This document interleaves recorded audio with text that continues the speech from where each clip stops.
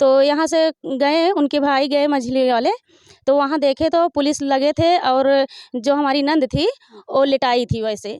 तो भैया ने फ़ोन किए कि जल्दी आओ सब लोग, यहाँ तो बिट्टू को मार। बड़ा बच्चा है और ये जो माता जी अपने आंचल में ली हैं, ये दूसरी बच्ची है। आप समझ सकते हैं, ये छोटे छोटे बच्चे हैं और इन बच्चों को ये नहीं पता है कि मेरी माँ अब इस दुनिया में ना। लाश एकदम कड़ी हो गई थी, मतलब हाथ होते एकदम कड़ा, और दोपहर की मारी थी। कमाने खाने वाले कैसे कर सकते हैं, आप ही बता सकते हैं सर। हम लोग रोज़ खाने कमाने वाले आदमी, अपना ही बच्चा खुद नहीं पाल पा रहे हैं, इनको कहाँ से पाल। कहाँ लेके जाए इनका हम रान लेवा, इनका लेके हम कहाँ जाए बेटा। मैं देखे तो उसका जीभ निकला था सर, और यहाँ गटाई पे पूरा निशान एकदम काला था। हमारी लड़की तो ऐसी नहीं थी, उसके ससुराली वाले हरामी थे, उसकी सास भी मारी थी उसको। अभी मैं जनपद प्रतापगढ़ में हूँ। ये उत्तर प्रदेश का चर्चित जिला जनपद प्रतापगढ़ है और थाना क्षेत्र रानीगंज के अंतर्गत एक गांव आता है बाबूपट्टी। एक लड़की की शादी इसी घर से, आप दिखाइए फ्रेम में, इसी घर से एक लड़की 6 साल पहले दुल्हन बन करके अपने ससुराल जाती है और ससुराल पहुंचने के बाद उनके पति का जो क्रियाकलाप था वो काफ़ी सोचने लायक, काफ़ी विचार करने लायक था। दुल्हन की ये ख्वाब होते हैं कि वह ससुराल जाएगी, सास ससुर की सेवा करेगी और घर परिवार की देखभाल करेगी और अपने पति के साथ अपनी ज़िंदगी को जन्नत बनाएगी। लेकिन यहाँ कहानी कुछ और है। बेटी तो यहाँ से डोली पर उठ के जाती है, लेकिन यहाँ उसकी अर्थी आती है। बात कुछ ऐसी थी कि उसका पति जो है दारू वगैरह नशे में लीन रहता था और सारी ज़मीनें धीरे धीरे बेचता चला जा रहा था। पत्नी ने विरोध किया तो उनका ये कहना था कि तुम दहेज में मुझे कुछ नहीं लाई तो मैं अपनी ज़मीन ही बेच डालूंगा। और उस बेटी के पास 2 बच्चे हैं, ये बड़ा बच्चा है और ये जो माता जी अपने आंचल में ली हैं, ये दूसरी बच्ची है। आप समझ सकते हैं, ये छोटे छोटे बच्चे हैं और इन बच्चों को ये नहीं पता है कि मेरी माँ अब इस दुनिया में नहीं है। और जिसे अभी मैंने दिखाया, जिनकी गोद में बच्चा बैठा है, यही बूढ़ी और अभागी माँ है जिनकी बेटी, और इनको ये नहीं पता है कि जो है मेरी बेटी के साथ ऐसा हो जाएगा। माता जी, शादी कब हुई थी आपकी बेटी? 20 में, 2020 में भैया। अच्छा, शादी जहाँ आप की थी तो आप देख ताक के की थी? हाँ देखे ताके रहे। फिर जैसे जब शादी आप देख ताक के की थी तो क्या स्थिति थी, क्या रवैया था? तब तो ठीक ठाक रहा। जब से ओकर बाभन के साथ पकड़े तब से ही बेचब शुरू कर दिए, दारू पीजब शुरू कर दिए, मारब गरिया शुरू कर दिए। अच्छा, आपकी बेटी आपके पास फ़ोन करती थी? हाँ हाँ, क्या बताती थी वो? बतावत रही हैं, कहें कि मम्मी भले रही है, ठीक ठाक है, ये यह दिन खमका मारे नहाई रहन पिखा के 11 बजे रात 12 बजे रात आवत थी, बोली थे रात रात में घूमत थी, हम कैसे रही कैसे ना, 2 ठो बच्चे लगे अकेले घर में रहे, सास गाँव में रहे लम्बी दूरी। अच्छा, जब ये शादी करके लेके जाता है तभी से वो आपकी बेटी के साथ ऐसा करने लगता है? नहीं नहीं, तब ना 2 साल के बाद। तो आप कभी पूछी नहीं कि मेरी बेटी के साथ ऐसा क्यों आप कर रहे हो? करत रहा, बतावत रहा, तो हम सबे कहीं गनता कह देव तो हमारी बेटी कहा कि उससे खराब हमका मिल जाए तब का करबई, हम वहीं रहबई, हमारे 2 ठे बच्चा हैं, इतनी जमीन है क्या। यानी कहीं न कहीं अगर देखा जाए तो बेटी के अंदर आपके संस्कार था, वो नहीं चाहती थी कि पहले पति को छोड़ करके मैं कहीं जाऊँ। हाँ, एक ना कहत रही कि जा बनते। अच्छा, जब जिस दिन घटना घटी है तो उस दिन आपकी बेटी से आपकी बातचीत हुई थी? हाँ बात भाई बराबर हमका पूछी हैं। 8 बजे सुबह का टाइम में रहा, 8 बजे के फ़ोन लगाए तो कहीं कि अम्मी बासन धोवत रहे, धो लिए ही तो हम कहे चाहवा बानी, कहन कि चलता ही बनवाई मिट्टी की मीन दी तो चाहवा बनाई। तब पी खोए तो हम कहे कि नहाऊ हाऊ बनाऊ नहीं खाना, कहीं के तू खा बनाई करते 10 11 बजे 12 बजे 1 बजे खाती तो का बनाई अब बनाऊ है। ये फिर घटना कब घटती है? घटना घटी है उनका, हम कहे हम जब दवाई खा कर यहाँ से ना चल पाई भैया हम, तो गोड़ हाथ पकड़े बा तो हम कहे कि जब दवाई के तो कहीं कि जा दवाई लिया तोहरे काजन का हो गया है, अरे भाई तोहरे काजन का हो गया तो का आराम ही नहीं होता था, सुई दवाई करावता हो तो हम कहीं जाऊ लई आऊ तो हम ओकरे बाद बिटिया हमार कहे कि अम्मी, तो हम कहे वो लायक कहाँ है, तो कहें कि सोवत हैं सोवत हैं, तो हम कहे फ़ोन नहीं उठाएं, कहें का फ़ोन उठाई सोवत हैं 11 बजे रात आए। ये बात बेटी तो ये घटना कितने बजे हो जाती है? ये घटना भा 12 बजे रात में? दिन में 12 बजे दिन में हुआ? हाँ दिन में दिन में। तो आपको कब पता चली? हमका 8-9 बजे रात। ये बात आप क्या लगती हैं? हम उनकी भाभी हैं। अच्छा, तो जैसे घटना के दिन आपसे बातचीत हुई थी उनसे? सुबह माता जी हमारे सास जी बात करी थी, दोपहर हम दवा जात रहे तो नहीं फोन करे रहे नहीं तन दो जन मारे न कातिल कहन कहाँ भाभी हम के हम दवाई जाते कहन मम्मी हम के हम मम्मी जाते दवाई के तो हमके कहा कौन बात किया का कहन ना हमके लड़के बच्चा कैसे कहन सब ठीक है तो पूछे है तो कहें चला ठीक है शाम की बात करब ये तनी बात ये और वह फोन कह के हम कलात मार के तब बात। तो जैसे जब घटना घटती है तो फिर आप लोगों को तत्काल सूचना मिलती है? नहीं हम लोग 9 बजे रात में जाने हैं। हाँ जब गए थे ना लाश एकदम कड़ी हो गई थी, मतलब हाथ होते एकदम कड़ा और दोपहर की मारी थी वो शाम जैसे आप उनकी भाभी लगती हैं तो वो आपकी ननद थी, तो ननद भाभी का बहुत गहरा रिश्ता होता है, तो वो ननद आपसे कभी कुछ ऐसी बातें शेयर करती थी जिससे उसको ये एहसास होता था कि मेरी जान को खतरा है? हाँ बोलती थी कि ऐसे कभी कभी हमको लगता है भाभी जैसे पी खा के आते हैं हमको जान से मार देगा, वही आज बुआ उनके हाथ में। तो कभी कभी आप पूछी नहीं कि ऐसा क्यों करती हो? अरे पूछो बोले कि गुस्सा में भाभी हो जाता है कभी कभी। एकदम थाना पुलिस भी थी। तो क्या नाम है आपका? जी रिंकी नाम है मेरा। अच्छा रिंकी, जो अब इस दुनिया में नहीं है वो कैसी थी? बहुत अच्छी थी सर, बहुत स्वभाव बहुत उनका बहुत अच्छा था। जी ये कैसी घटना घटी?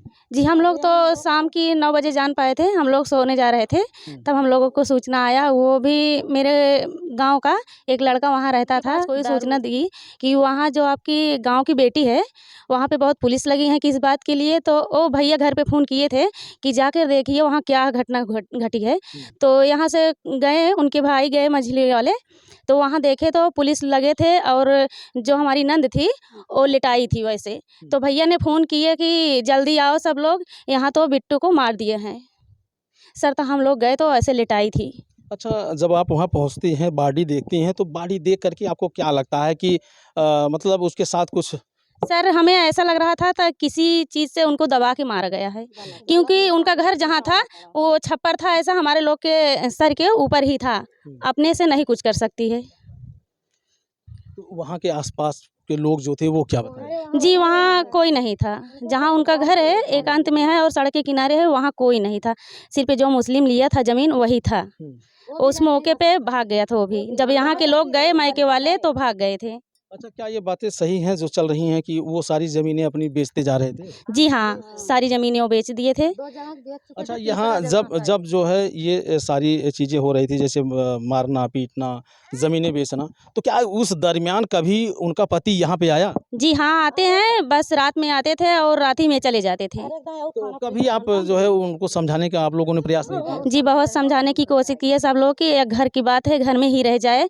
आस पड़ोस के लोग जानते हैं तो हंसी मजाक उड़ाते हैं, इसीलिए घर में ही दबा के रखे थे। 1-2 बार हाथापाई हुई थी तो हाथ पैर जोड़ के बोला कि अब हम सुधर जाएंगे भैया यहीं से, अब इसके आगे कुछ मत कीजिए, हम यहाँ से सुधर जाएंगे। 2 छोटे-छोटे बच्चे हैं, अब वो पूरी तरह से अगर देखा जाए पिता जेल में चला गया और माँ तो दुनिया से चली गई। अब ये बच्चे तो पूरी तरह अनाथ हो गए। जी हाँ, और जी इन लोग तो हम लोग तो रोज़ कमाने खाने वाले हैं, तो बच्चे को कुछ न कुछ आप लोग करिए। तो क्या चाहती हैं योगी जी से, आप क्या हम गुहार योगी जी लगाएंगी? से यही कहना चाहते हैं, हाथ जोड़ के उनसे हमारा निवेदन है कि हमारे बच्चों का कुछ न कुछ इंतजाम कीजिए। अच्छा, घटना के समय जो है यहाँ पे तमाम जनप्रतिनिधि होते हैं, जैसे आपके जिला पंचायत सदस्य हुए और विधायक हुए, तो क्या इस घटना के समय कोई जनप्रतिनिधि आया था? जी कोई नहीं आया था, हमारे गांव के प्रधान हमारे साथ हैं। जी अच्छा, ये लोग जो है इन लोगों तक सूचना पहुँची है कि नहीं? जी हम लोग सूचना लेकर गए थे प्रतापगढ़। जी वहाँ सुनवाई नहीं हुई थी, वो लोग बोल रहे थे यहाँ से चले जाइए आप लोग, नहीं तो उल्टा कार्रवाई किया जाएगा। अच्छा, जैसे जब उसके पति के खिलाफ जो है FIR दर्ज होती है, वो जेल चला जाता है, तो फिर आप लोग प्रतापगढ़ क्यों जाते हैं? हम लोग अपना बच्चे के लिए और अपना जो है कि मांग करने के लिए गए थे, जानना चाहते हैं वो क्यों छूटा, किस लिए छूटा। तो क्या उनके खिलाफ कोई साक्ष्य था या उनके खिलाफ कोई एविडेंस था? जी जो हमारे नंदोई थे उनके हमेशा ही साथ रहते थे, अपने पत्नी के साथ कम वक्त बिताते थे, उसके साथ ज़्यादा बिताते थे। जी हमेशा घर पे आना जाना होता था? जी हाँ, हमेशा ही घर पे आने जाना लगा रहता है, अगर वो फ़ोन करके बुलाता है नहीं जाते थे तो उन्हें आरी बगल ले जाके मारा जाता है। अच्छा, अब जैसे मान लीजिए बच्चे अब ननिहाल में हैं, तो ननिहाल की क्या स्थिति है? ननिहाल वाले इस बच्चों की परवरिश कैसे करेंगे? जी, रोज़ कमाने खाने वाले कैसे कर सकते हैं, आप ही बता सकते हैं सर। हम लोग रोज़ खाने कमाने वाले आदमी हैं, अपना ही बच्चा खुद नहीं पाल पा रहे हैं, इनको कहाँ से पालें हम? तो बच्चों के लिए आप लोग क्या चाहते हैं? बच्चों के लिए यही चाहते हैं, हमारे बच्चे के नाम से, बेटी के नाम से कुछ पैसा चाहिए और बेटे के नाम से जो उसकी ज़मीन है हमारे बच्चों के नाम की जाए। तो जैसे देखिए ये तमाम नियमावलियाँ होती हैं कि जब बच्चा बालिग होगा तभी तो ये ज़मीन हस्तांतरण होगी। जी, हम चाहते हैं तो कुछ भी तो करिए। जैसे उनके नाम से ज़मीन नहीं अभी हो पाएगी तो कुछ तो करिए। आप क्या लगती हैं? उनके भाव है। अच्छा, आप भी उनकी भाभी लगती हैं। जी सर। आपकी ननद से कब बातचीत हुई थी? बात सर वो जिस दिन मारी गई थी उस दिन 8 बजे फ़ोन लगाए थे, माताजी बात की थी, बोल रहे थे कि क्या हाल है? बोली सब ठीक है। उस समय वो जाग रहा था, फिर भी उस आँखें मूंदे था केवल। वो सब बात लगता है सुन रहा था, इसीलिए वही समय हाथापाई हुआ था, छोटा-सा बच्चा था उसको पहुँचा दिए गाँव में। गाँव में जब पहुँचा दिए तब 12-1 बजे के बाद हमारी सास और हमारी जेठानी जा रही थी दवाई के लिए। फ़ोन जब किया तो बोला कि हाँ, तुम कहाँ हो भाभी? तो बोली कि मैं दवाई जा रही हूँ। मम्मी कहाँ है? कहीं मम्मी दवाई जाता ही नहीं। सबके पूछिन भैया रे सब गहन गा जौन है काम पे। जब हियाँ से कहन है तब फिर ओकरे बाद कहन ठीक है जौन है भाभी हम शाम के बात करब। शाम के टाइम सर जब बात नहीं भो ओकरे बाद जौन है फिर फ़ोन वहाँ से बंद था। जब फ़ोन हम लोग लगा रहे थे बिजी बता रहा था उसका। फिर उसके बाद गया जब इसके पापा गए, इसके भैया जब गए वहाँ पे तो देखे तो 4 पुलिस थे वहाँ पर। वो जाने लगा जब अंदर तो उसको देखने तो बोले नहीं जाने देंगे। कहें क्यों नहीं जाने दें? हमारी बहन बेटी हम नहीं जाएँगे देखने। जब गए देखे तो उसका जीभ निकला था सर और यहाँ गटाई पे पूरा निशान एकदम काला था। जी सर वही है, डंडा से दबाया गया सर और यहाँ पर पूरा निशान था एकदम चमड़ा-वमड़ा निकल गया था उसका। ये चीज़ पूरा एकदम ऐसा करवट हो चुका था उसका। तो अच्छा, वो और घर में और कोई सदस्य था? जी सर, उसकी सास थी सर, उससे जब पूछा गया कि तुम नहीं थी? बोली कि मैं नहीं थी, 12 बजे के टाइम कोई गेहूँ काटने जाता है धूप में, वो बोली कि मैं नहीं था। जाने के बाद सर यही छोटी बच्ची को लेकर बैठी थी, बोली कि जौन है हम नहीं रहे हैं। तो कहन कि जब हम सब पूरी महिला जब पहुँचे न पकड़े के चले तो तुरंत पुलिस उठा लिहन ओकरा लेके चला गए हैं। कौनो पूछताछ न सुनाई करे देहन। क्या नाम है आपका? मेरा अर्चना नाम है सर। क्या लगती हैं आप? भाभी हूँ उसकी, बड़े पापा की बहू। अच्छा, इस घटना को लेकर के आप क्या कहना चाहती हैं? जी सर, एक घटना हुई जो है बहुत, हमारी लड़की तो ऐसी नहीं थी। उसके ससुराली वाले हरामी थे, उसकी सास भी मारी थी उसको। जी सर। अच्छा, सास के ऊपर भी कार्रवाई हुई है कि नहीं? जी हुई है। कितने लोग जेल में हैं? 2 लोग। उसकी सास उसका पति अच्छा, महेंद्र सर, आशा देवी, रेखा। कितने बेटे हैं माताजी आप? 3 जो आपकी बेटी थी अब दुनिया में नहीं रही, उससे वो सबसे बड़ी थी? नहीं छोटी। सबसे छोटी थी। हाँ सबसे छोटी। मांग चाहिए हमारे बच्चन को गुजारा चाहिए। कहाँ लेके जाए इनका हम रान लेवा, इनका लेके हम कहाँ जाए बेटा? 3 महीने पहले ससुर जी मेरे खत्म हो गए। इनको पालने की चिंता है। हाँ जनपद प्रतापगढ़ के डीएम से आप क्या कहना चाहती हैं? का वो हमारे लड़कन को गुजारा दे, कहूँ कुछ पैसा कौड़ी दे, जगह जमीन दे, जौन बच्ची ब्याह है वो तो दे लिखे नहीं वो बेच जाए। माताजी, जैसे ये कानूनी प्रक्रिया है और बच्चे जब बालिग होंगे तो पिता की संपत्ति का पूर्ण हकदार होंगे और बच्चों के नाम जो भी ज़मीन रहेगी वो आएगी। उसके लिए आपको जो है ज़िले पे जा कर के एक आपत्ति दाखिल करनी होगी। आप दाखिल कर दीजिएगा और दाखिल के अनुसार जो है फिर ज़मीन वो बेच नहीं सकते। हाँ ये तो चाहत है कि न बेच सके। दोस्तों, 2 अबोध बच्चे जिनके सर से माँ का साया उठ गया और हमेशा हमेशा के लिए उठ गया। बच्चे अभी भी इंतज़ार में हैं कि मेरी माँ आएगी और हम लोगों को अपने आंचल के तले बैठाएगी, लेकिन इन बच्चों को नहीं पता है कि मेरी माँ अब इस दुनिया में वापस नहीं आएगी। हालांकि रानीगंज थाना प्रभारी के द्वारा त्वरित कार्रवाई करते हुए अभियुक्त पति को और उसकी माँ को गिरफ्तार करके जेल भेज दिया गया। आगे की विधिक कार्रवाई की जा रही है और सबसे बड़ा सवाल ये उठता है कि इन दोनों बच्चों की जिम्मेदारी किसके कंधे पे रहेगी। तो मैं जनपद प्रतापगढ़ के उन जनप्रतिनिधियों से भी गुहार लगाता हूं कि महोदय आप लोग इस गरीब परिवार के घर आइए और इन बच्चों की परवरिश के लिए कोई न कोई इंतजाम कीजिए, क्योंकि अब बच्चे रहें तो रहें किसके सहारे, ये बेसहारा हो चुके हैं। तो दोस्तों, इस वीडियो को देखने के बाद कमेंट करके आप अपनी प्रतिक्रिया ज़रूर दीजिएगा। फिर मिलते हैं किसी नेक्स्ट वीडियो नेक्स्ट खबर में। जय हिंद।